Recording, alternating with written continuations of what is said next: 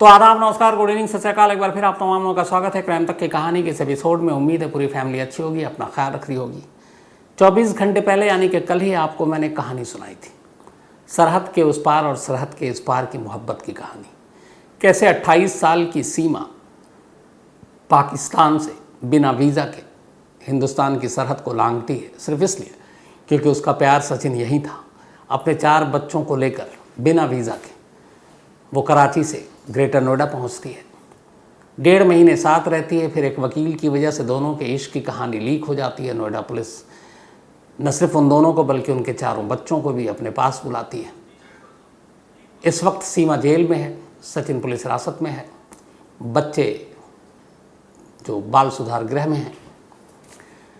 Case का फैसला अभी होना है। हालांकि सीमा और जो सचिन है उनका यही कहना है कि दोनों इश्क के मारे हैं, जासूसी का कोई मतलब नहीं है। लेकिन जब तक जांच पूरी नहीं हो जा सकती कुछ कहा नहीं जा सकता। ये मैं इसलिए आपको याद दिला रहा हूँ कि 24 घंटे बाद आज जो कहानी है वो अपने ही देश की कहानी है। ये भी एक ऐसी कहानी है जो 2 लोगों की ज़िंदगी से जुड़ी हुई है। इत्तेफाक से इस कहानी में जो पति और पत्नी है, फ़िलहाल कई दिनों से पूरे देश में इनकी चर्चा है। घर घर में शायद लोग इनका अब नाम जानते हैं। हर घर में इनके नाम से लोग परिचित हैं, वाकिफ़ हैं।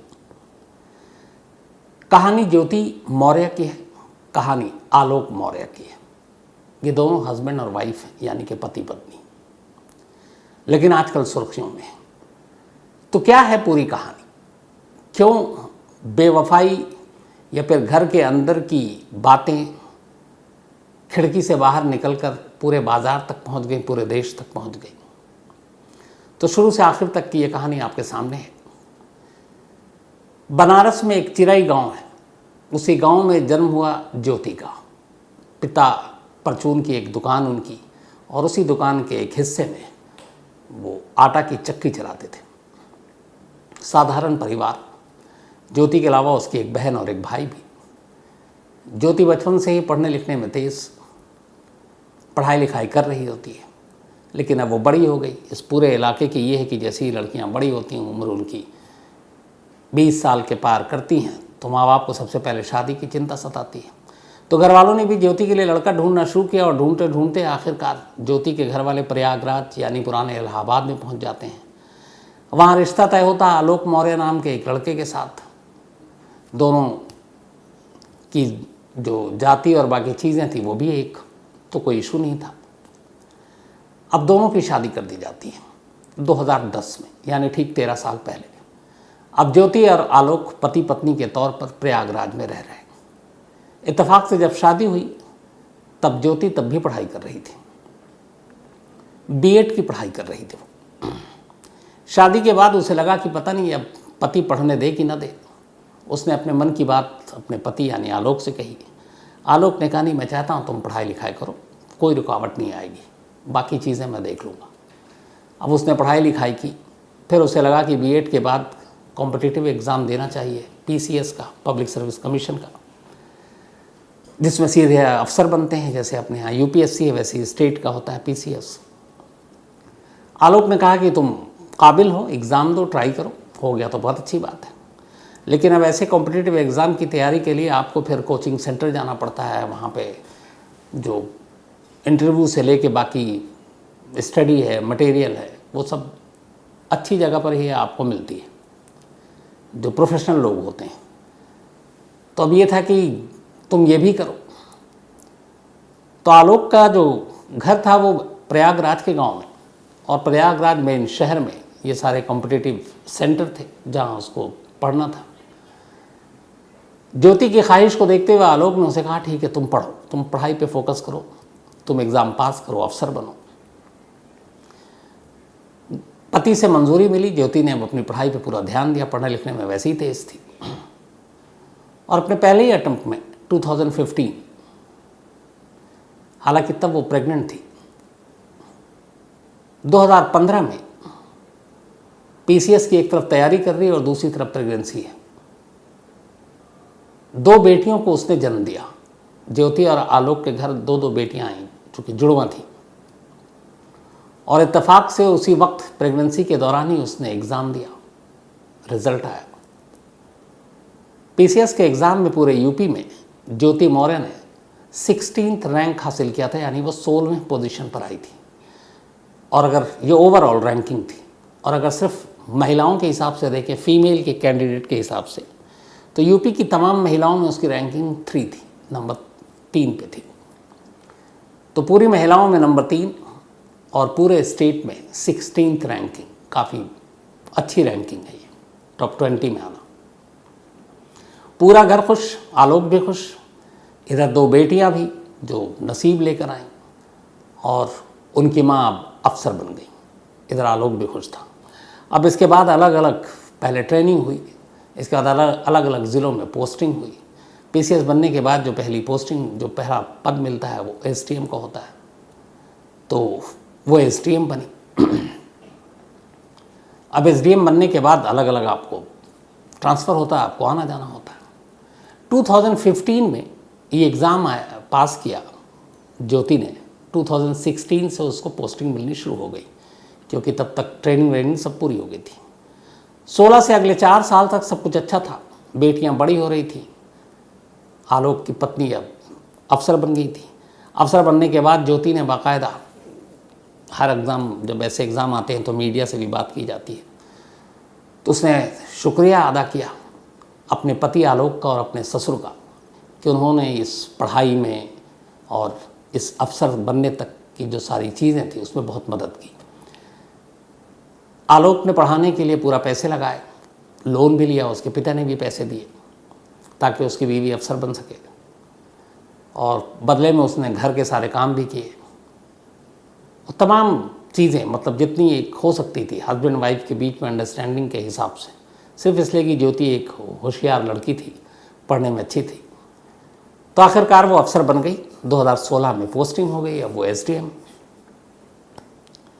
और इसी एसडीएम के बनने के बाद से अब पति पत्नी के रिश्तों के बीच में कड़वाहट शुरू होती है। धीरे धीरे दूरियां बनती है। दूरियां वैसे ही नौकरी ने बना दी थी, क्योंकि अब आप जब अफसर बन गए हैं तो आपको पूरे यूपी में हर ज़िले में घूमना है, आपकी बहाली होनी है अलग अलग जगहों पर। तो अब ज्योति की इधर से उधर बहाली होनी शुरू हो गई। लेकिन 2020 तक सब कुछ मामला खिंच गया। 2020 में पहली बार आलोक को लगा कि शायद अब ज्योति उससे दूरी बना रही है।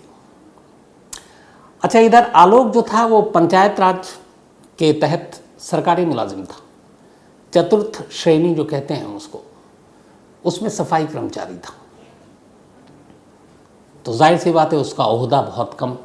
हालांकि सफाई कर्मचारियों की आप अगर काम देखें तो एक शहर को साफ रखने का सबसे मुश्किल काम उनके हिस्से में आता है। मैं कई बार ऐसा मैंने देखा है, मैं विदेशों में भी देखा है, वहाँ कभी लोग हीन भावना से उन्हें नहीं देखते, लेकिन हमारे देश में अफसोस की बात यह है कि ऐसा होता है। तो खैर, आलोक एक सफाई कर्मचारी, वो भी सरकारी, और अब उस सफाई कर्मचारी की बीवी एक सरकारी अफसर, एसडीएम। 2 बेटियां हो चुकी हैं। अब एसडीएम को बंगला भी मिलता रहने के लिए जहाँ जाते हैं, अच्छा खासा। 2020 तक थोड़ी बहुत लग रहा था कि दूरियां बन रही हैं, लेकिन 2020 में कुछ चीज़ें ऐसी हुई जिसके बाद और रिश्ता ख़राब होना शुरू हुआ।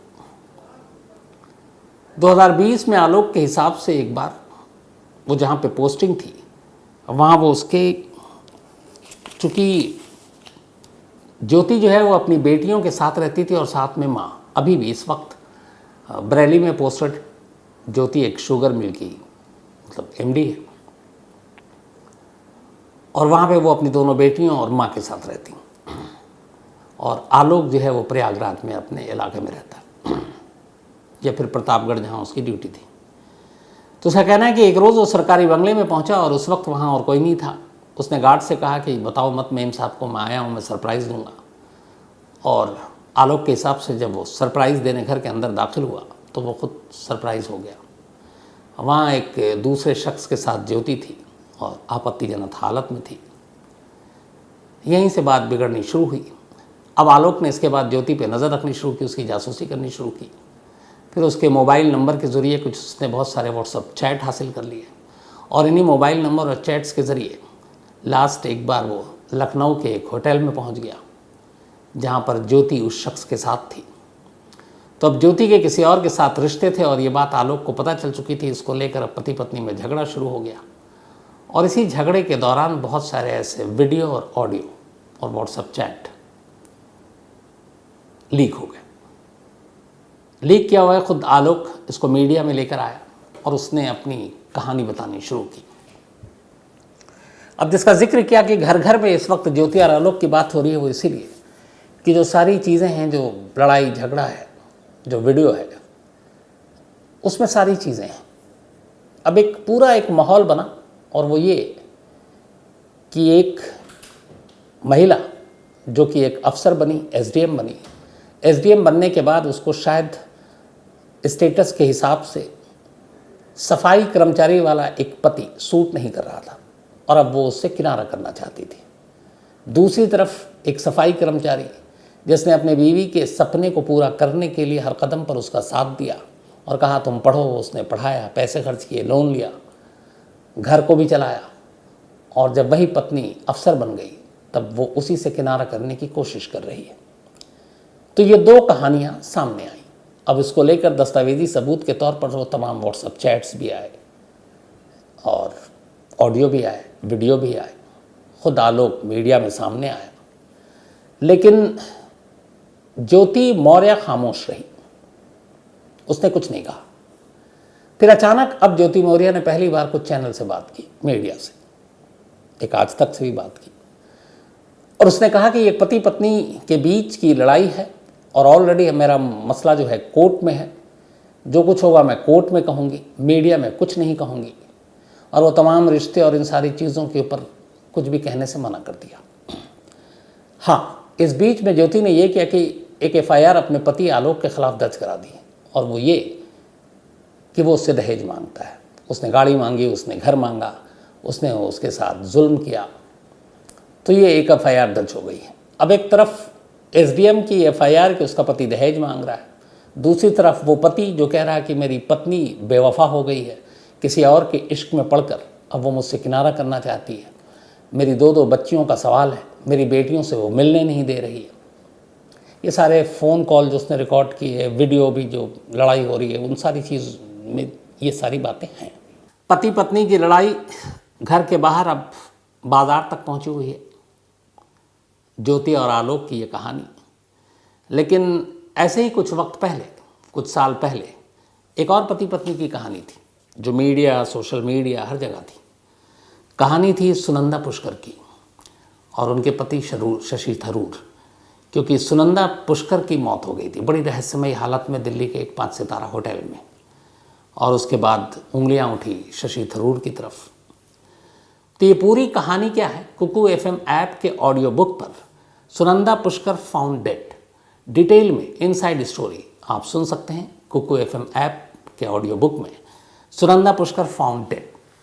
कुकू एफएम देश का बेस्ट ऑडियो शो प्लेटफॉर्म है जिसके 15 लाख से ज़्यादा एक्टिव हिंदी पेड सब्सक्राइबर हैं, और यहाँ हर महीने 4200 घंटे के कंटेंट्स के साथ ये लगातार बढ़ रहा है। कुकू एफएम ऐप पर 10,000 से ज़्यादा ऑडियो बुक हैं जिसे आप कहीं भी कभी भी सुन सकते हैं, हिंदी में सुन सकते हैं। इसमें biography, business, crime, entertainment, politics, तमाम बुक हैं। क्राइम तक फैमिली के लिए इस वक्त एक खास ऑफर है। कुकू एफएम ऐप के पहले महीने के सब्सक्रिप्शन पर पूरी क्राइम तक फैमिली के लिए 50% डिस्काउंट है, यानी पहले महीने के लिए सिर्फ 49 रुपये में आपको 10,000 ऑडियो बुक का ऐसा खजाना मिलेगा जिसे आप जहाँ चाहें सुन सकते हैं और अपना ज्ञान बढ़ा सकते हैं। इस वक्त आप अपनी स्क्रीन पर एक QR कोड देख रहे हैं, इसे स्कैन करके direct Kuku FM app download कर सकते हैं। और इसके अलावा क्राइम तक फैमिली के लिए नीचे दिए गए डिस्क्रिप्शन बॉक्स में लिंक को क्लिक करें और कूपन कोड CRIME50 लगाएं, जिससे पूरी फैमिली को 50% डिस्काउंट के साथ 99 रुपये का सब्सक्रिप्शन सिर्फ 49 रुपये में मिलेगा। अब सवाल ये है कि वो शख्स कौन है जिसका नाम आ रहा है। तो जितने व्हाट्सएप चैट आए और सारी चीज़ें आई सामने, उसमें एक और अफसर है। ये अफसर जो है ये होम गार्ड के कमांडेंट हैं जो गाज़ियाबाद में पोस्टेड है। नाम है मनीष दुबे, और जो आलोक मौर्य का कहना है कि यही मनीष दुबे है जिनका उनकी पत्नी यानी कि एसडीएम साहिबा ज्योति मौर्य के साथ रिश्ता है। अब मनीष दुबे की कहानी ये है कि मनीष दुबे भी शादीशुदा हैं, लेकिन पत्नी के साथ बनती नहीं है, और दोनों पति पत्नी के बीच डिवोर्स का मामला शायद कोर्ट में चल रहा है। तो मनीष दुबे की तो ये है कि डिवोर्स के लिए कोर्ट में, इधर ज्योति की है कि उसने अब कहा है कि मुझे भी तलाक चाहिए, और जो सारे सबूत हैं ऑडियो और वीडियो उसमें भी वो खुलकर कह रही है। तो उधर भी तलाक का मामला है। तो अब जिन दो लोगों के बीच में रिलेशनशिप की बात आ रही है, यानी दो अफसर जो इक्वल बराबर, क्योंकि अब इधर ज्योति और फिर एक सफाई कर्मचारी वाली बात तो रही नहीं। तो अब एसडीएम ज्योति है तो वो भी यूपी पुलिस के ही अंदर में है, कमांडेंट होमगार्ड, तो लगभग अपने क्या कहते हैं उसको, हैसियत और स्टेटस के हिसाब का अफसर है। तो इधर अगर इधर तलाक हो जाती है और उधर आलोक से तलाक हो जाता है, तो अब सवाल ये है कि क्या ज्योति और ये मनीष दुबे इनकी शादी होगी। हालांकि ये बड़ा पर्सनल मैटर होता है, लेकिन ये इसलिए पर्सनल नहीं रहा क्योंकि हर तरफ सोशल मीडिया से लेकर मीडिया पर इसके बारे में बातें हो रही हैं, और जो बात हो रही है उसमें सिर्फ लाइन ये है, किसी का किसी के साथ इश्क या फिर पति पत्नी में झगड़ा, ये अलग चीज़ है, लेकिन ये कि एक शख्स जिसने अपने सब कुछ लगाकर अपनी पत्नी को पढ़ाया और वो पत्नी अब उससे किनारा कर रही है, बात यहाँ सिर्फ इन दोनों की नहीं है। ये जो चर्चा हो रही है और जिसकी वजह से भी मैं आज कहानी सुना रहा हूँ, उसकी वजह ये है कि बहुत सारे देश के अलग अलग जगहों से अब रिपोर्ट आने लगी है। एक बिहार में ही कल एक पति पत्नी कोर्ट में पहुँच गए और पत्नी ये कह रही है कि अब मेरा पति मुझे पढ़ा नहीं रहा है, पहले वो पढ़ाता था मुझे कि तुम एग्ज़ाम की तैयारी करो, लेकिन जब से ये ज्योति और आलोक की केस की सच्चाई सामने आई है तो उसके पति में ये डर बैठ गया है कि मैं अगर अपनी पत्नी को पढ़ाऊंगा और ये अफसर बन जाएगी तो कल को ये भी वही करेगी जो अभी ज्योति और आलोक के केस में चल रहा है।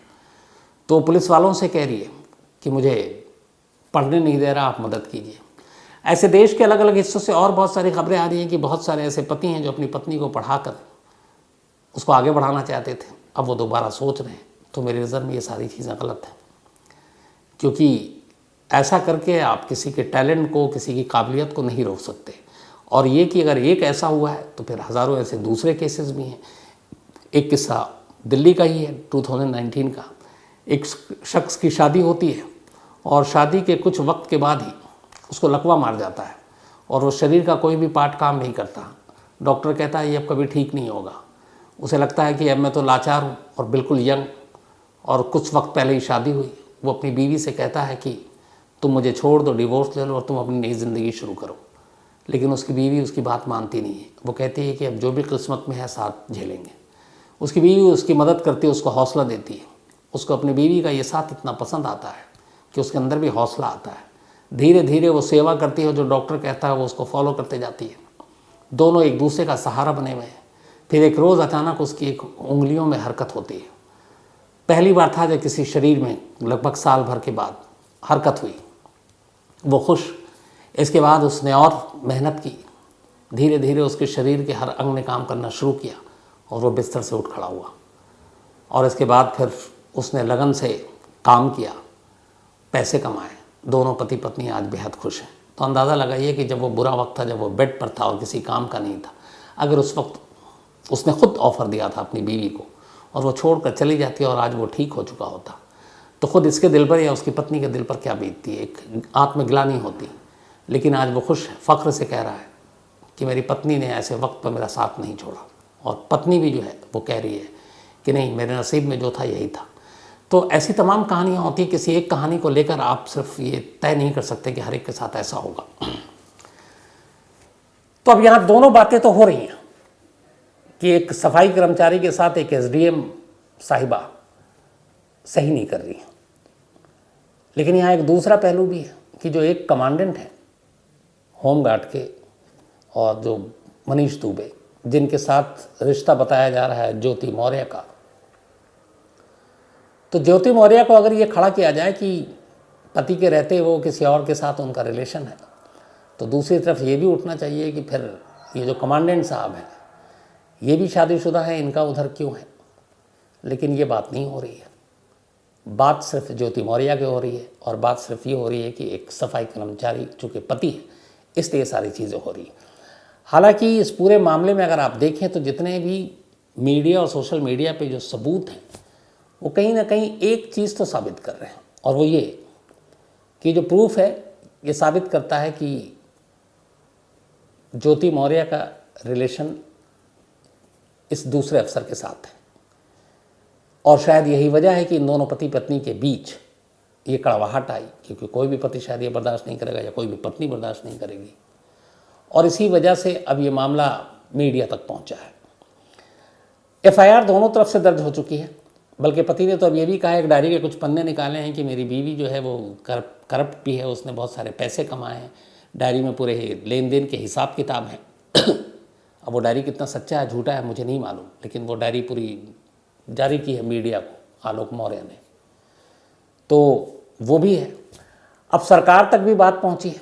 इधर जो कमांडेंट हैं जिनके साथ ज्योति मौर्य एक रिलेशन की बात की जा रही है, वहाँ पे भी कंप्लेंट गई है कि इस तरह से कर रहे हैं, तब उस डिपार्टमेंट में भी उस अफसर के खिलाफ इंक्वायरी होगी।